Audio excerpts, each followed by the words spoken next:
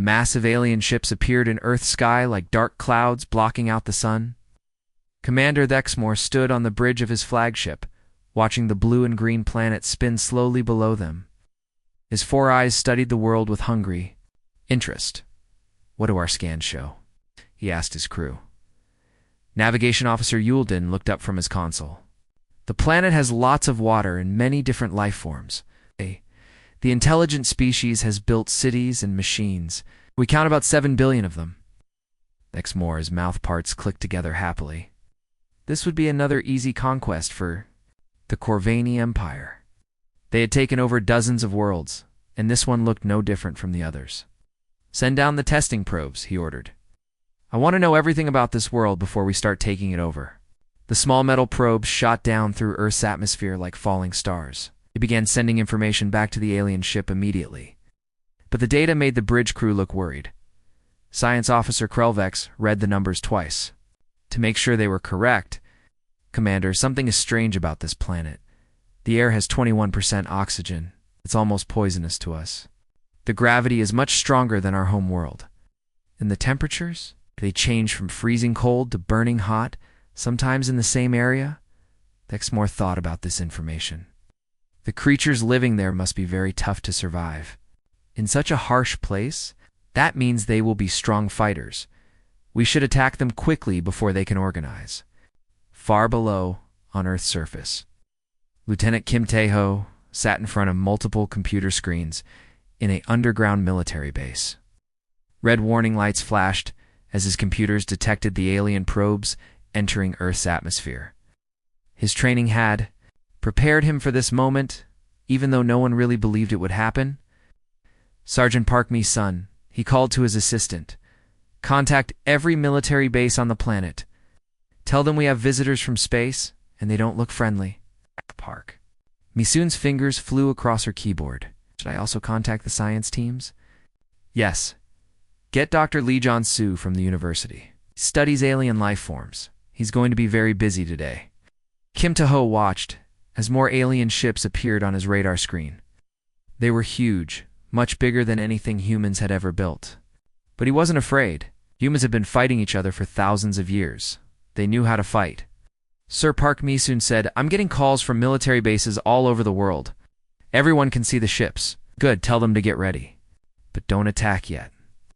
We need to learn about these aliens first." In space, the Corvani continued studying Earth. They had conquered many worlds, but this one seemed different. Most planets they attacked had gentle weather and weak gravity. The life forms were usually soft and easy to defeat. Commander Yulden reported, "The planet's star sends out dangerous radiation. The magnetic field around the planet is very strong. And look at these storm patterns. They're massive." Thexmore studied the weather reports. Hurricanes, tornadoes, and lightning storms covered large parts of the planet. How do the inhabitants survive in such conditions? They seem to have built their cities to withstand these storms, Krelvex answered. Their buildings are designed to flex and bend, but not break. Meanwhile, Dr. Lee Jong-soo arrived at the military base, still wearing his pajamas. He had been sleeping when the call came. Now he stood next to Kim Tae-ho, looking at the alien ships through telescopes. "Have they tried to communicate?" he asked. "No messages yet," Kim Tae-ho replied. "But they're scanning us with some kind of energy beam. Our satellites detected it." Dr. Lee Jong-soo adjusted the telescope. "They're scanning us, they're learning about us. We should be learning about them too. That's why you're here, Doctor. What can you tell us about aliens who would travel between stars? They must be very advanced," Lee Jong-soo said. "But they're also probably used to easy conquests. Most life in the universe probably develops on gentle worlds. Earth is ... different." Kim Tae-ho nodded. "Different how?" "Earth has been trying to kill everything on it for billions of years. Ice ages, volcanoes, asteroid impacts, deadly storms, and everything that lives here had to earn its place by surviving. On the alien ship, Thexmore made his decision. Prepare. The invasion force. This planet may be harsh, but its inhabitants are still primitive. Our weapons and technology will overwhelm them quickly." Sir Krelvik said carefully, "Perhaps we should study them more first." Their world has made them adapt to survive terrible conditions. Nonsense, Vexmore replied. They're just another species waiting to be conquered. Signal the fleet. We attack at dawn. But as the alien ships prepared for battle, humans around the world were also getting ready. They had been fighting wars on their harsh planet for thousands of years. They knew how to adapt, how to learn, and how to survive. The first contact between humans and aliens was about to begin, and neither side understood what they were really facing. The alien ships came down from the sky like falling meteors there, hulls glowing red-hot from entering Earth's atmosphere. Commander Vexmore expected to see humans running in panic through their cities. Instead, his screens showed something that made his blood run cold. The humans were shooting back, Captain. Choi Hae-jin flew her fighter jets straight toward the largest alien ship. Her radio crackled with voices from other pilots. Phoenix Squadron, follow my lead. Going to find out what these things are made of. The alien ship fired a bright beam of energy that missed her jet by inches. Choi Hae-jin felt the heat through her cockpit window. All pilots, did you see that? The beam takes 2 seconds to charge before firing. Use that time to dodge. Other human pilots heard her and began using the same tactic. The aliens fired their weapons, but the humans were already moving to new positions.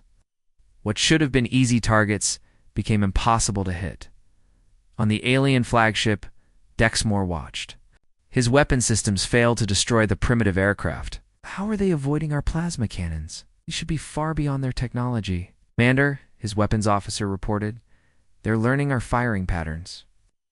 Shoot, they adapt their flight paths. Impossible. It takes our own pilots months to learn such tactics. But the humans weren't just learning to avoid the alien weapons. They were learning to fight back. When one alien ship was damaged and crashed into the ocean, human divers were there within an hour. They pulled pieces of alien technology from the wreckage and rushed them to nearby laboratories. Dr. Park Soo-jin worked frantically in her electronics lab, studying a piece of alien equipment that was still sparking with energy. This uses electromagnetic fields to generate plasma, she told her team. If we can copy the frequency, we can build something similar. Major Song Ki-won coordinated the ground defense from his underground command center. Red dots on his map showed alien landing sites appearing all over South Korea. They're trying to take Seoul, he announced to his officers. All units moved to defensive positions around the city. Corvani ground troops landed expecting to fight an organized army. Instead, they found themselves facing something much worse. The humans didn't just fight back, they experimented on their enemies while fighting them. Sergeant Kim Do-hyun led a squad of soldiers toward an alien landing site. When they found wounded aliens, they didn't kill them or help them. They dragged them away for study. Get these two Dr. Yoon So-young immediately, he ordered. She needs to know how they're built. The alien soldiers were confused and frightened. In all their conquests, enemies either surrendered or fought bravely and died. These humans did neither. They treated the battle like a science experiment. Dr. Yoon So-young cut into the alien armor with her tools, studying the wounded creatures. Their blood is copper-based, not iron like ours, she announced over the radio to every military unit on Earth. Their armor conducts electricity. Hit them with electromagnetic pulses at 12 gigahertz, and their suits will shut down. Within hours, human engineers were building new weapons based on this information. They didn't need to understand how the alien technology worked. They just needed to know how to break it. Commander Vexmore watched his tactical displays with growing fear. His invasion force was supposed to overwhelm the primitive humans with superior technology. Instead, his ships were being shot down by weapons that hadn't existed that morning. Sir, reported Tactical Officer Vexel, the humans have somehow built electromagnetic pulse weapons. They're using them against our ground forces.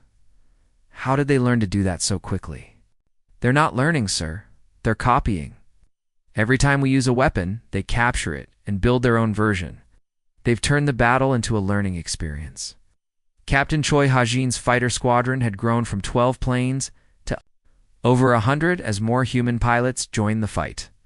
They were now using tactics that combined human flying skills with stolen alien technology. All units. The aliens can't turn their big ships quickly, she announced. Fly close to their holes. Their weapons can't aim at us there. The human pilots swarmed around the alien ships like angry bees. They fired their new electromagnetic weapons at close range, watching alien ships fall from the sky like burning rocks. On the ground, Major Song Key 1 received reports from all over the world. Sir, the same thing is happening everywhere. The aliens expected easy victories, but humans are fighting back faster than they can adapt. Good Song Q1 replied. Send word to all units. We're not just defending our planet, we're studying our enemies. Every alien we capture, every weapon we take, every ship we bring down, it all makes us stronger. The Corvani had conquered dozens of worlds, but they had never faced anything like humans. Most species either surrendered quickly or fought bravely and lost. Humans did something different. They learned while fighting, adapted while dying, turned every defeat into a lesson for the next battle. Commander Thexmore realized his invasion was failing. But he didn't understand why. His species had always won through superior technology. An overwhelming force. The humans were proving that sometimes the best. Technology is the ability to learn faster than your enemy can think. The battle for Earth was just beginning, and the aliens were starting to understand they had made a terrible mistake. The alien prisoners sat in metal chairs, their strange bodies shaking with sickness. Dr. Han Minho walked back and forth in front of them, holding a tablet computer. He looked at the aliens the way a scientist looks at interesting bugs. You made a big mistake, he told them in simple words. You thought Earth was like other planets? It's not. Commander Thexmore had been captured when his ship crashed near Sol. Now he sat with his hands tied, listening to the human scientist. His 4 eyes were dim with fever, and his breathing was loud and difficult. I don't understand, Thexmore said weakly. We have conquered 43 worlds. Why is yours different? Dr. Han Minho smiled, but it wasn't a kind smile. Let me tell you about Earth's history. About 65 million years ago, a rock from space hit our planet. It was so big that it killed almost everything alive. The sky went dark for years. The alien commander's eyes widened. Your civilization survived that? Oh, we didn't exist yet, but life on Earth survived, and that was just one disaster. We've had ice ages that covered half the planet in ice, volcanoes that blocked out the sun, earthquakes that split continents. Everything that lives on Earth today survived all of that. Dr. Lim Yayun took notes on her computer as she watched the alien prisoners. Their body temperature is dropping, she reported. Heart rate is increasing. They're showing signs of infection. What's wrong with them? Asked Private Kong Sujin. Who was guarding the prisoners? She wore a simple cloth mask over her face. They're getting sick from our air, Dr. Lim explained. Earth's atmosphere has millions of tiny living things called bacteria and viruses. Our bodies know how to fight them, but alien bodies don't. Commander Thexmore coughed, and strange blue liquid came out of his mouth. We studied your world. We saw your cities, your machines. You seemed primitive. Dr. Han Minho laughed.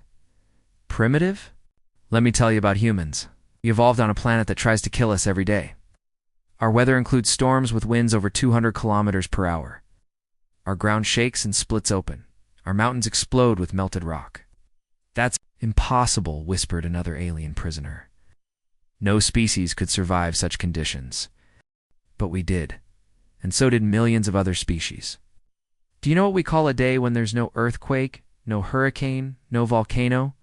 We call it Tuesday. Dr. Lim Ya-Yun checked her instruments. The bacteria in our air are attacking their respiratory systems. Their immune systems can't handle Earth's microorganisms. Private Kong Sujin looked worried. Should we give them medicine? This is medicine, Dr. Lim replied. We're teaching them about Earth. Sometimes the best medicine is knowledge. Doctor? Han Minho continued his explanation. Your species came from what we would call a garden world. Nice weather, gentle seasons, no disasters. Life was easy for you. Earth is different. Everything here had to earn its right to exist. Commander Thexmore struggled to breathe. What do you mean? I mean, Earth has been running a competition for billions of years. The rules are simple. Adapt or die. Only the strongest, smartest, and most flexible species survive. Humans won that competition. But you're just one species, Thexmore argued. No, we're not. We're partners with thousands of other species. Our dogs help us hunt. Our horses help us travel. Crops feed us. We learn to work together because that's how you survive on Earth. Dr. Lim Ya-yoon made another note. Their blood chemistry is changing. The oxygen level in our air is too high for them. It's actually toxic to their system. You see, Dr. Han Minho said, you made a fundamental error. You thought Earth was a normal world with normal life forms? But Earth isn't normal. It's a death world that happened to produce life anyway. The alien prisoners were getting sicker by the hour. Their skin was changing color, and they were having trouble staying awake. We wear these masks, Private Kong Soo-jin said, pointing to her face covering to protect you from us. The bacteria and viruses we carry around would kill you in days. Every human is a biological weapon to you, Dr. Han Minho explained. We don't even have to fight you. We just have to breathe near you.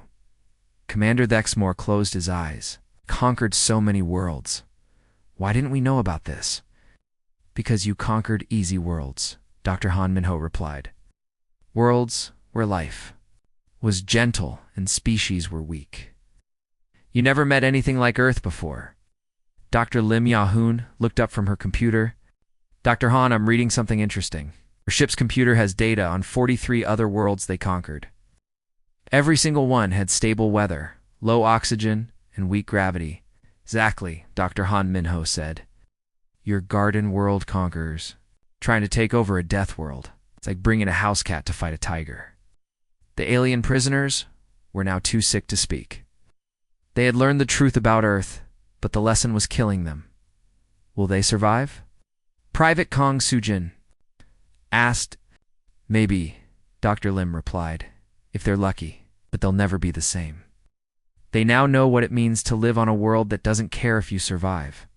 The alien machines worked day and night, trying to change Earth's air and soil to match their home world. But something strange was happening. The machines were breaking down, not from human attacks, but from something else entirely. Colonel Park Jun-ho stood on a hill overlooking an alien terraforming site. Through his binoculars, he watched thick green vines growing over the alien. Equipment. Dr. Kim Nari, what am I looking at down there? Dr. Kim Nari, a plant scientist, studied the scene through her own binoculars. The vines are growing inside the alien machines. They're not just covering them, they're actually eating the metal. Plants don't eat metal, Colonel Park said. These ones do now. Oh. The alien materials seem to have triggered some kind of super-fast evolution. The plants are adapting to use the alien metals as food. Down at the alien base, Commander Vexmore's replacement, Captain Zelthaner, was getting desperate reports from all over the world. Sir, our terraforming equipment is failing. Everywhere, something is attacking our machines. What kind of attacks? Are the humans using new weapons? No, sir, it's the plants. They're growing through our hull plating and destroying our equipment from the inside. Captain Zelthaner couldn't believe what he was hearing. Plants. Just plants. Cut them down. We tried, sir. But they grow back faster than we can cut them. Now they're stronger than before. The alien supply ships couldn't land because thick vines covered every landing pad. The vines grew so fast that alien soldiers could watch them moving with their eyes. Even worse, the plants seemed to know exactly where to grow to cause the most damage. Captain Ohyunwoo led a team of human soldiers through a forest where the aliens had built a base. Stay quiet, he whispered to his men. We're going to see what the aliens are doing. But as they moved through the forest, Ohyunwoo noticed something strange. The trees seemed to be moving, not swaying in the wind, but actually changing position. Sergeant Lee, do those trees look different to you? Sergeant Lee Minho looked around carefully. Sir, I think they're moving. So that big oak tree wasn't there when we came through here this morning? Trees don't move, Ohyunwoo said. But even as he spoke, he could see branches.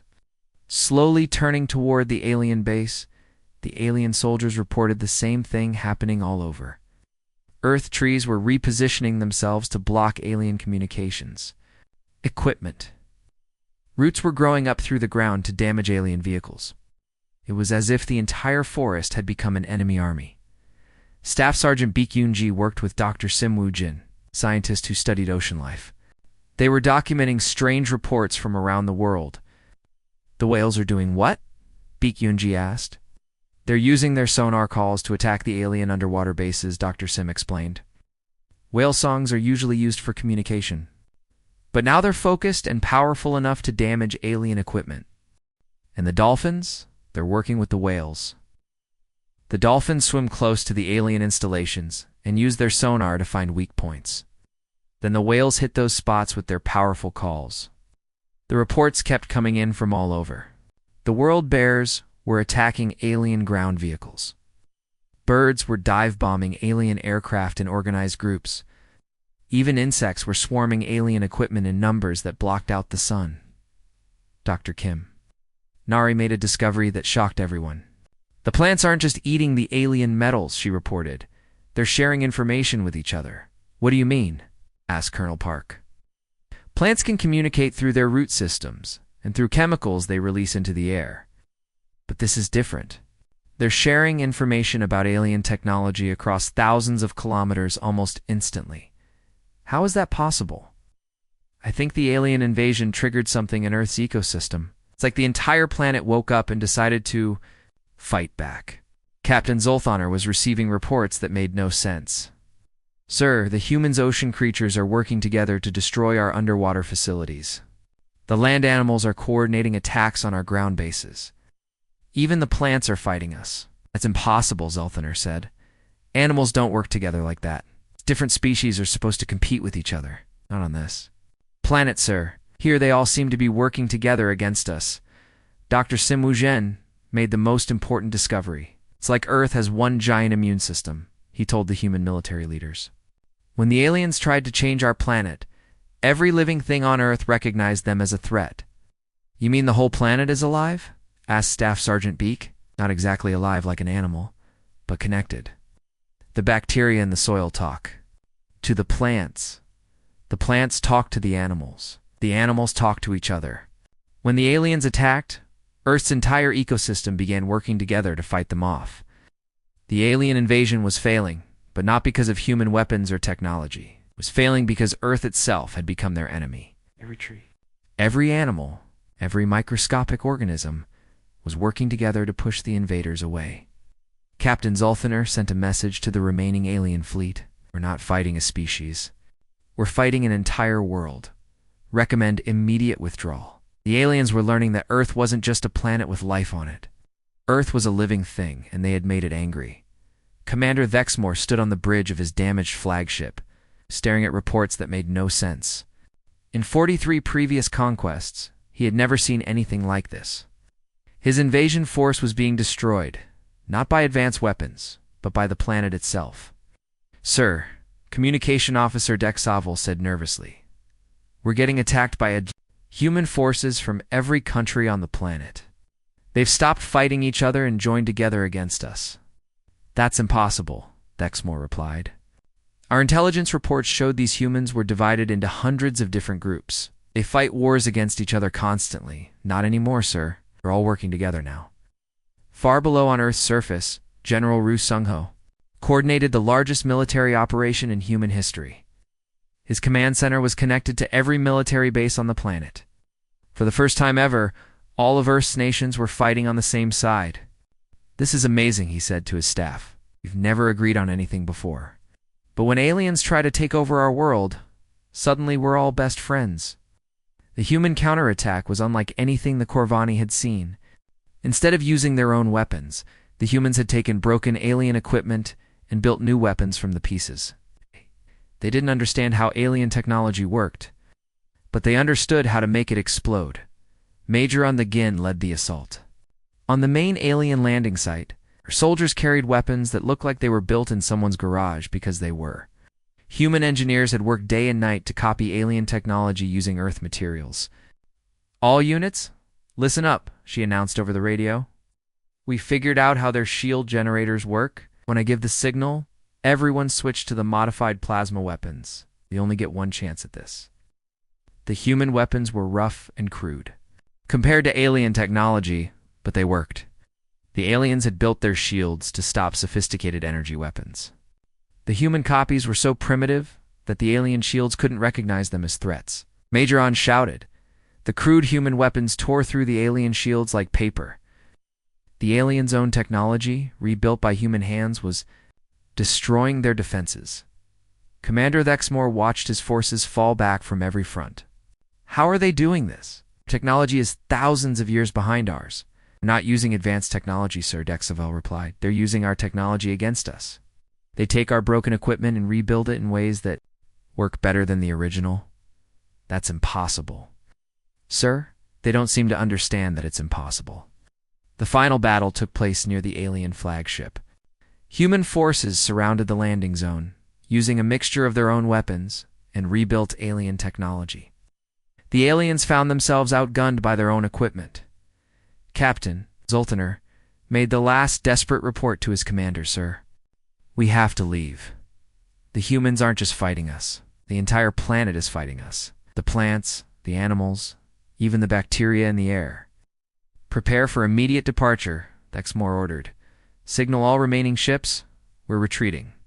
As the alien ships lifted off from Earth's surface, Thexmore sent a message that would be heard across the galaxy.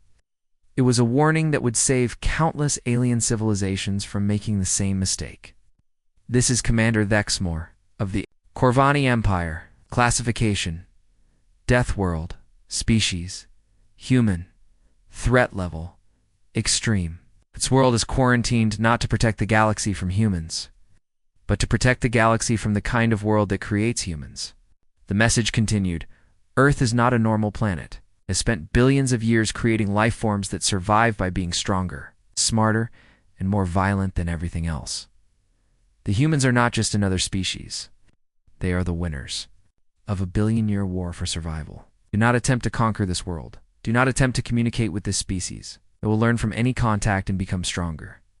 They have turned first contact into a learning experience and used our own technology against us. Earth is hereby classified as a death world. All ships are ordered to maintain a minimum distance of 100 light-years from this system.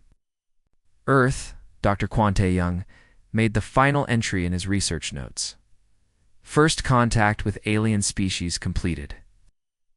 Threat neutralized.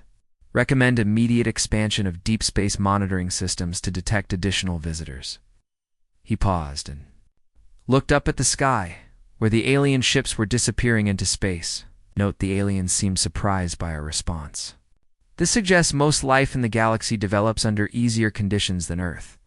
This gives us a significant advantage in future encounters. The governments of Earth, still working together for the first time in history, made a decision that would change everything. They began broadcasting a message into space using the most powerful radio, transmitters on the planet. The message was simple but terrifying. We know you're out there. We know you travel between stars. We know you have technology we want. Coming, the alien invasion had failed completely. But in trying to conquer Earth, the aliens had given humanity something much more valuable than their technology. They had given them a target. Earth's radio signals carried the message across the galaxy, reaching civilizations that had never heard of humans. The message told them that Earth was no longer just a death world. It was a death world with space travel. The galaxy would never be the same.